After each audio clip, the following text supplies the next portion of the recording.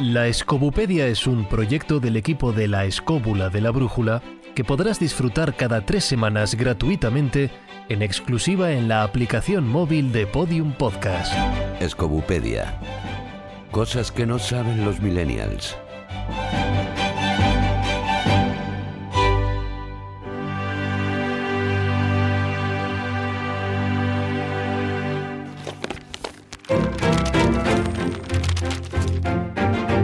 En el tomo de hoy... El quietismo fue un movimiento místico nacido en el siglo XVII y propuesto por el sacerdote español Miguel de Molinos. Molinos ensalzaba las virtudes de la vida contemplativa, defendiendo que la perfección solo podría alcanzarse mediante la abolición de la voluntad. Es más probable que el mensaje de Dios llegue a nuestros oídos si permanecemos en total quietud y aceptamos lo que Él desea para nosotros. Damos la palabra a Juan Ignacio Cuesta. Miguel de Molinos es una figura verdaderamente impresionante dentro de los movimientos místicos que surgieron en la España del 16-17, porque no es el único. Es verdad que el quietismo llamó especialmente la atención, sobre todo porque a Miguel de Molinos, que era un señor bastante letrado, o sea, era estudiante universitario, había hecho muchos cursos de filología y muchísimas incursiones dentro del campo de la teología, se le conoció bastante durante muchísimo tiempo. Era abogado de que efectivamente los mensajes de Dios no tienen por qué llegar a través de ninguna institución, lo cual a la Iglesia le chirriaba bastante.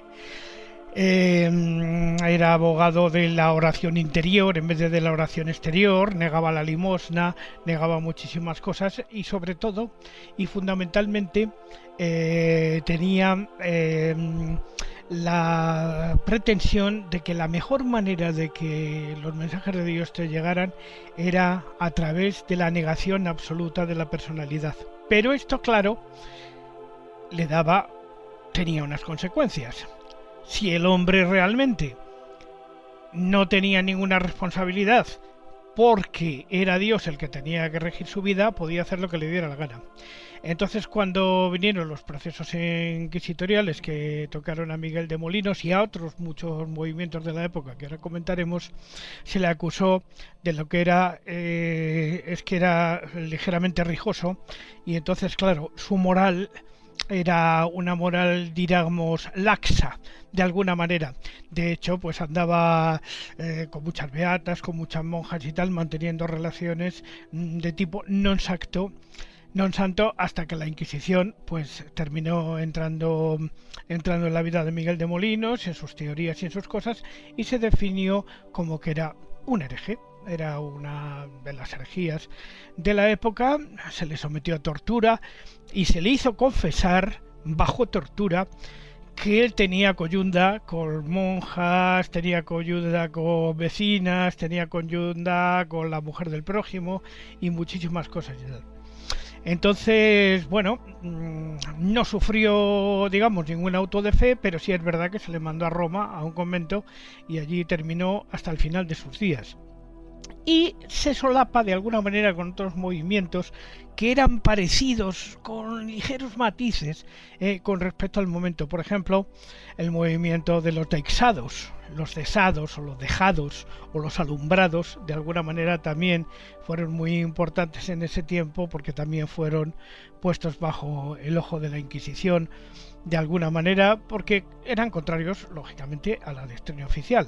El caso concreto de los alumbrados de Llerena, que fueron algunos hasta emparedados dentro de las tapias de las iglesias, o el caso concreto de María Cazalla de Guadalajara, que fue condenada a 200 azotes y latigazos por su falta de moral, de alguna manera, evidentemente arrancada con la tortura, lógicamente, como tantas otras cosas. Y otros personajes que han pasado y han sido canonizados, pero que también cayeron, digamos, bajo el ojo de la Inquisición, pero se salvaron porque tenían la protección de personajes muy altos. Sería el caso en concreto de dos, uno hombre y otro mujer, que estuvieron en el ojo de la Inquisición, pero al final llevaron su obra adelante, que fueron Santa Teresa de Cepeda y Ahumada, conocida como Santa Teresa de Jesús, o San Juan de la Cruz, que hoy conocemos también, pero que también pasaron su tiempo en la cárcel. Por ejemplo, San Juan de la Cruz estuvo detenido en Toledo 10 años aproximadamente por sus teorías, y sin embargo pues al final consiguió escaparse y llegar hasta Baeza, y hoy día ya sabemos que sus restos como santo se reparten entre Baeza y Segovia. En un lado está la cabeza y en otro lado está el resto de los huesos. ¿Por qué? Porque no recuerdo exactamente qué condesa decidió que tenía que reposar parte de sus huesos en Baeza. Incluso es un episodio que aparece en el Quijote, de alguna manera caricaturizado por don Miguel de Cervantes, cuando don Alonso Quijano se lanza contra una procesión de almas en pena que va por un camino, y resulta que eran los monjes que llevaban los restos de San Juan de la Cruz desde Segovia hasta Baeza. Estos movimientos fueron muy importantes y terminaron de alguna manera con el movimiento místico ya, porque lo que siguió fue el siglo de las luces, que ya no tenía nada que ver con todas estas cuestiones.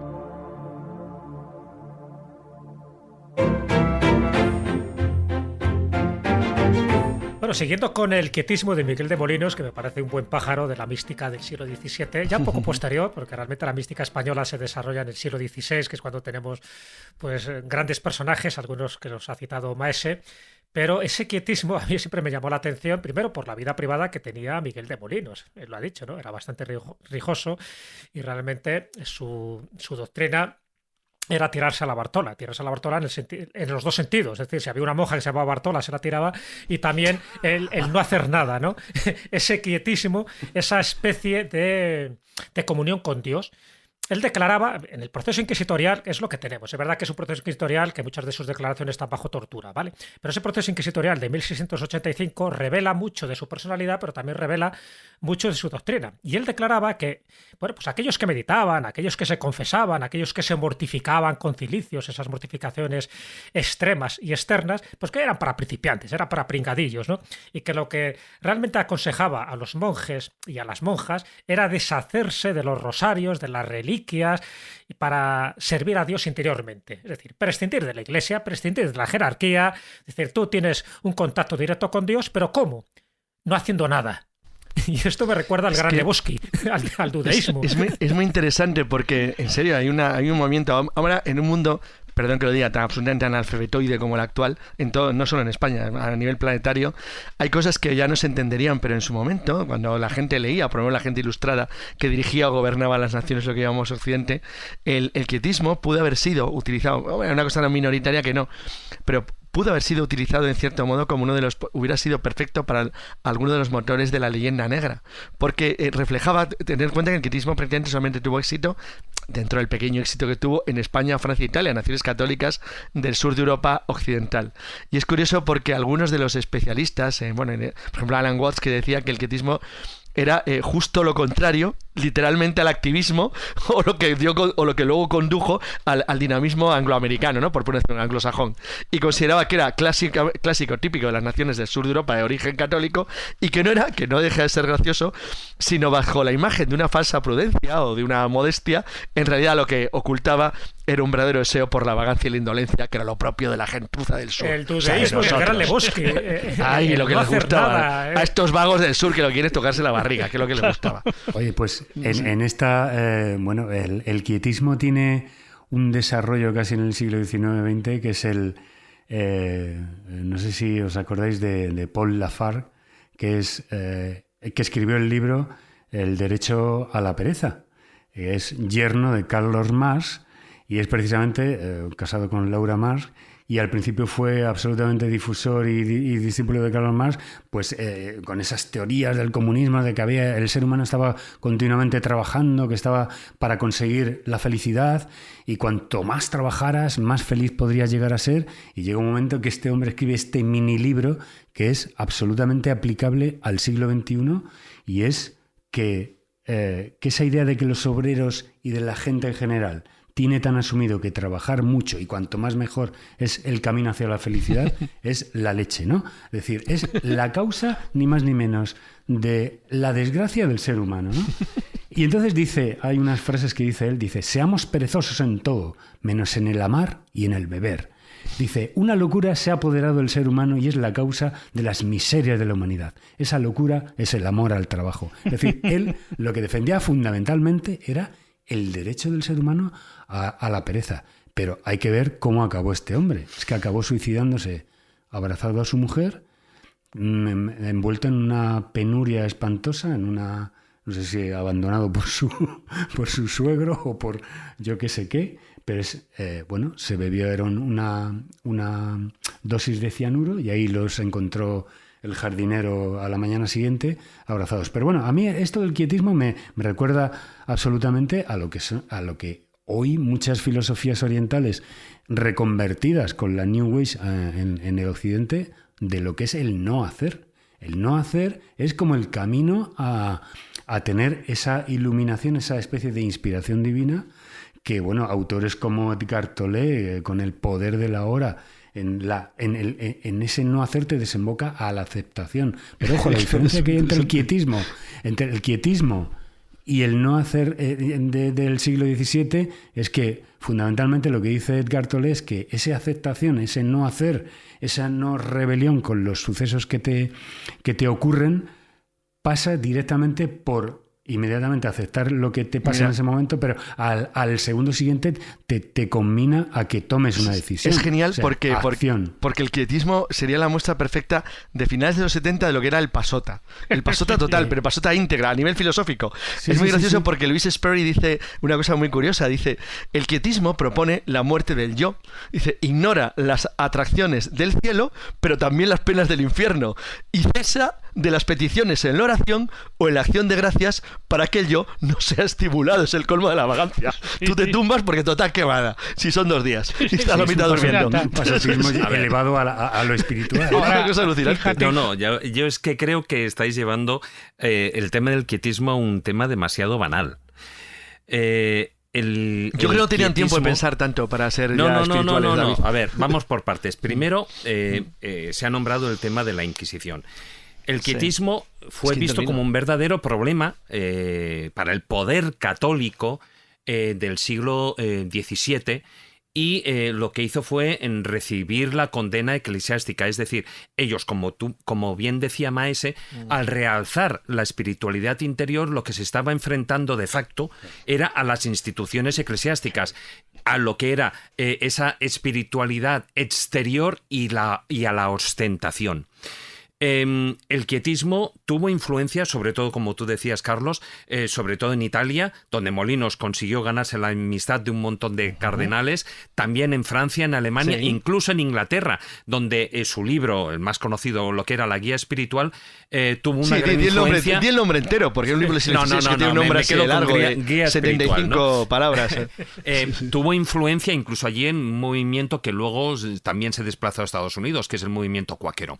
Pero sea por una cosa o por otra, en 1778, movidos gran parte por lo que es esa parte de envidia de lo que el movimiento, porque el movimiento tuvo bastante éxito en el siglo XVII, hubo unos jesuitas que criticaron las teorías e incluyeron sus obras en el índice de libros prohibidos del año 1681. Y entonces pusieron a la Inquisición sobre aviso.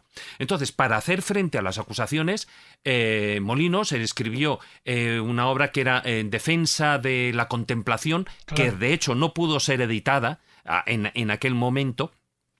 E incluso la propia guía espiritual también fue denunciada, ojo, por uno de sus propios amigos, por el cardenal d'Estrées, que era el embajador, y esto es importante, embajador en Roma del rey Luis XIV. Es decir, consideraban a los quietistas que eran partidarios de la Casa de Austria, por lo tanto enemigos de Francia. ¿Qué ocurre? Luis XIV, estamos hablando precisamente en aquel momento de la realeza que estaba en contra de la Casa de Austria, con lo cual aquí ya hay un problema político también. Molinos fue detenido por la Inquisición en julio de 1685 y entonces todo el proceso De hecho, hay escritos que el proceso que duró 2 años... Fíjate, cadena perpetua, ¿eh? Sí, no, pero fíjate, se prolongó durante 2 años porque decían que no encontraban pruebas incriminatorias sobre todas esas,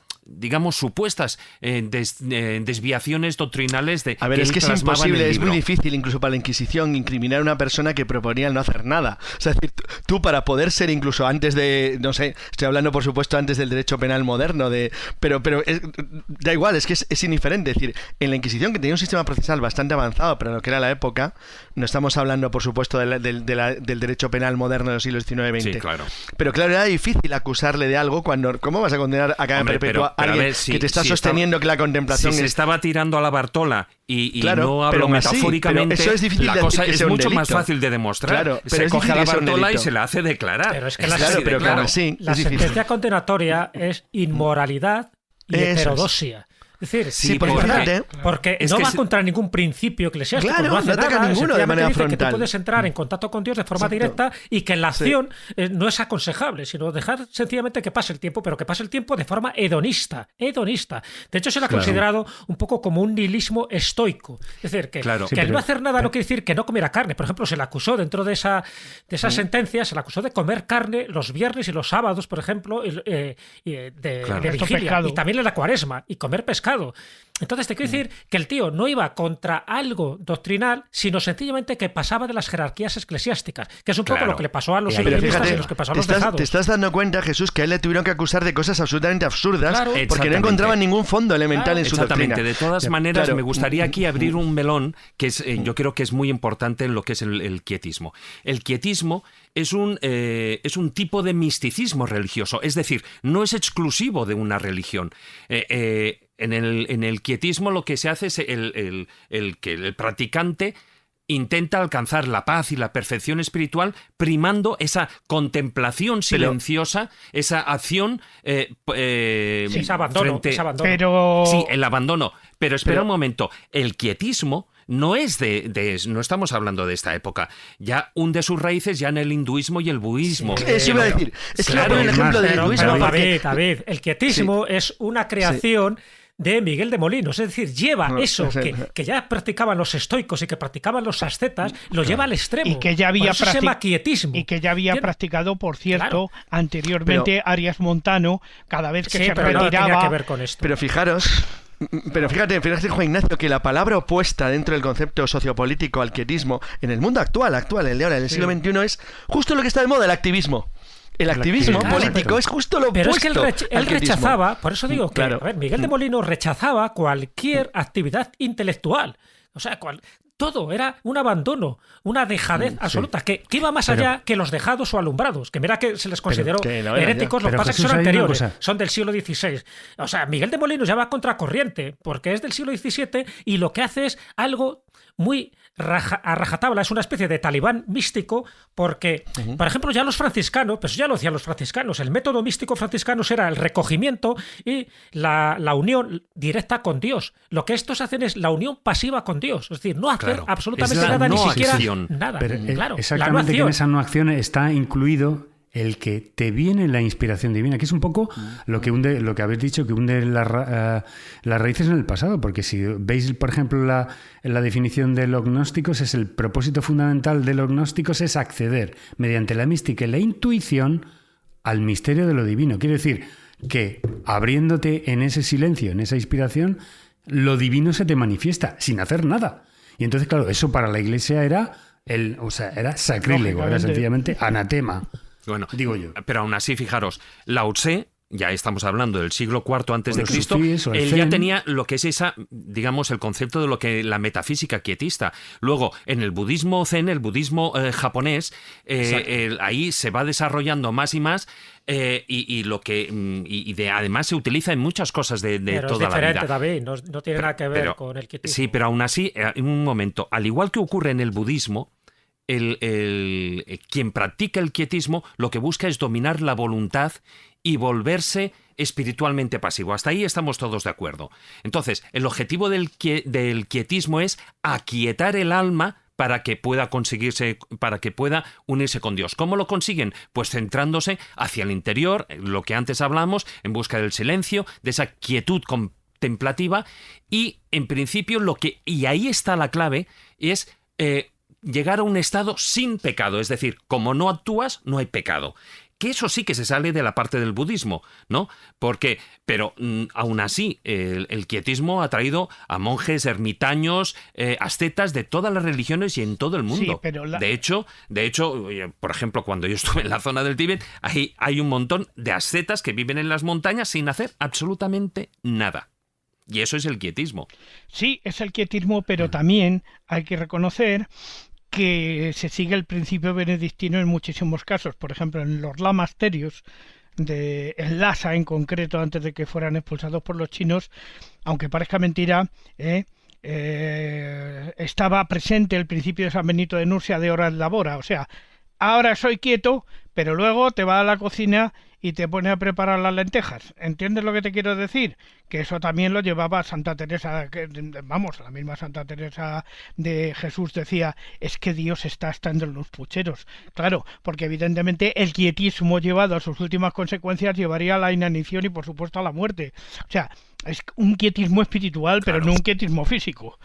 Hombre, yo creo que sintetizando un poquitín y salvando las distancias, es que una cosa es esa metafísica quietista universal y otra cosa es en lo que lo convirtió de Molinos, que eso ya es otra historia. Claro. O sea, que ya como dices Jesús, se fue ya al extremo, al límite. A eso voy, pero también está voy. Politizado, Muy politizado, claro. Si es que, a ver, en la mística del siglo XVI y siglo XVII en España, que fue muy importante, por cierto, la mística en España llega más tarde que en Europa, en el resto de Europa. Ya había místicos anteriormente y en España llega un poco más tarde. De hecho, al final se toma como modelo pues, a determinados místicos, tanto alemanes como franceses. Pero cuando llega la mística, realmente, a ver, lo que se busca con la mística, que es un poco distinto del ascetismo, es buscar estados alterados de conciencia para entrar en comunión con Dios, ¿vale? Entonces, a partir de ahí, había como dos clases o dos pilares fundamentales. Uno era entrar en contacto con Dios a través de la Iglesia, y por lo tanto a través de los sacerdotes, de las instituciones, de los monasterios, de las iglesias, etcétera, y otros que prescindían de ellos. Decían, yo puedo entrar en contacto con Dios directamente, a mí no me tiene que decir el cura lo que tengo que hacer, no me tiene que obligar a ir a confesarme para recibir la gracia de Dios. Entonces, ahí entra ese misticismo, vamos a llamarle heterodoxo, que en algunos casos se convirtió en hereje. No todo el misticismo heterodoxo fue hereje. Entonces, una vez que tú quieres entrar en contacto con Dios, tienes que utilizar determinados métodos. Uno de los métodos es el ayuno prolongado. Claro, un ayuno prolongado, al final entras en un estado alterado de conciencia y entras pues en ese éxtasis, en ese trance.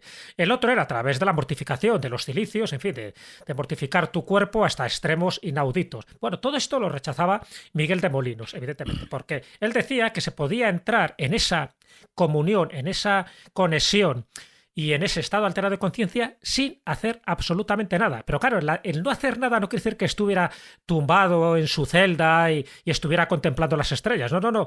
El tío se saltaba todos los preceptos. Es decir, si había que comer carne cuando no había que comerla, se la comía, o pescado, o los actos sexuales, porque decía que se estimulaba la libido pues teniendo a mujeres desnudas. Dice, tuvo coyunda durante 18 años con una mujer eclesiástica, ¿no? Que estaba muy cercana a los conventos. Es decir, bueno, este tipo de cosas me refiero que era incongruente con lo que él decía y con lo que él hacía.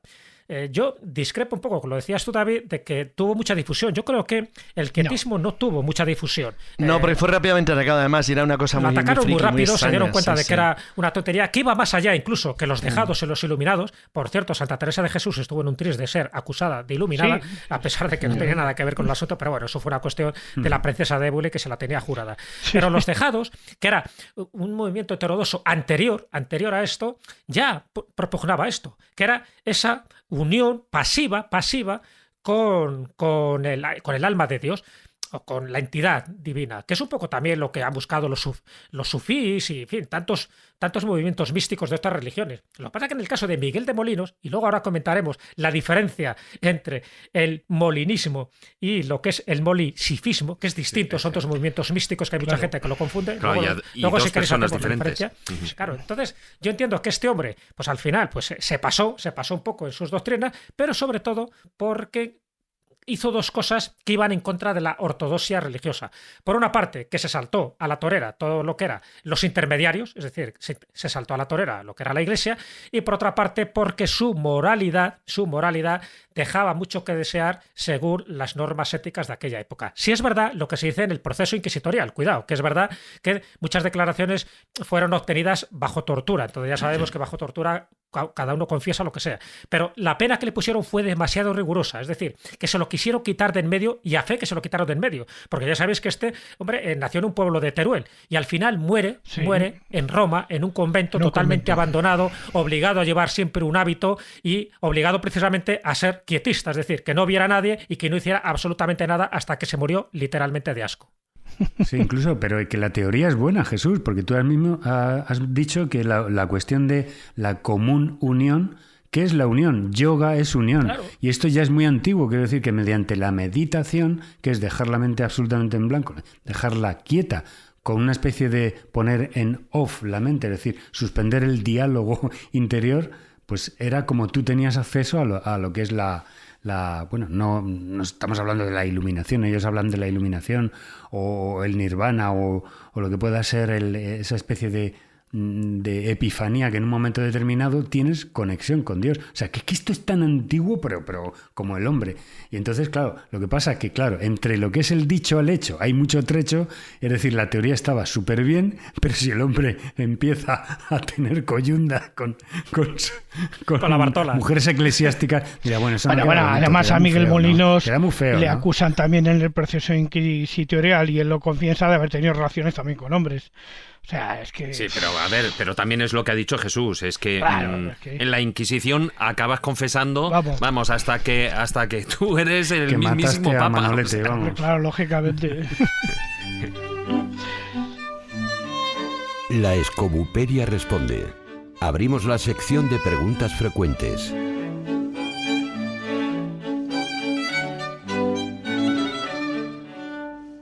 Decía Jesús Callejo que deberíamos hablar sobre las diferencias entre el molinismo y el molinosismo, que parece lo mismo, pero no es lo mismo. No, te ha quedado pareado perfecto. Bueno, pues uno lo crea o lo funda Miguel de Molino, del que hemos hablado, y el otro es Luis de Molina. Es decir, que es distinto, es un místico anterior, porque él muere en 1600, pero no era tan heterodoxo. Sí que estamos hablando de una doctrina religiosa, cristiana, mística, que intenta reconciliar algo que por entonces daba un debate tremebundo, ¿no? Que era, si nosotros estamos predestinados desde que nacemos, es decir, que, bueno, hagamos lo que hagamos, pues ya Dios sabe todo lo que vamos a hacer y por lo tanto nuestro libre albedrío es muy, muy limitado, que es un poco lo que dicen las doctrinas protestantes, o realmente tenemos un libre albedrío. Entonces, lo que hace Luis de Molina es mezclarlo. Era un jesuita, ya digo, del siglo XVI, y lo que hace es mezclar un poco las dos cosas. Es decir, por una parte, Dios sí que conoce todo lo que hacemos y todo lo que podemos pensar o ejecutar, pero por otra parte, tenemos una libre elección para hacer lo que nos dé la gana. Y eso es un poco lo que en doctrinas orientales diría que es el karma. Es decir, tú puedes hacer una serie de acciones, pero tiene unas reacciones, unas consecuencias.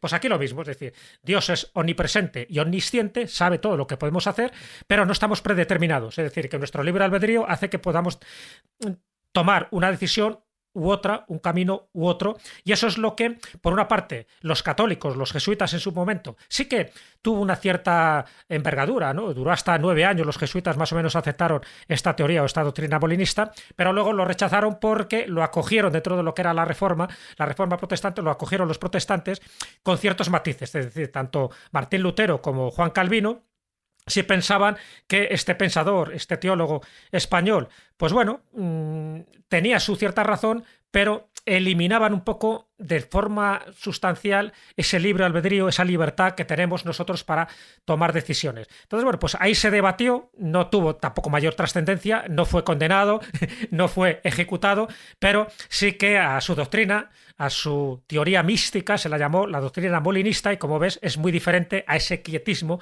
que propugnaba Miguel de Molinos. En el próximo tomo conoceremos de cerca qué es el disco de Festo.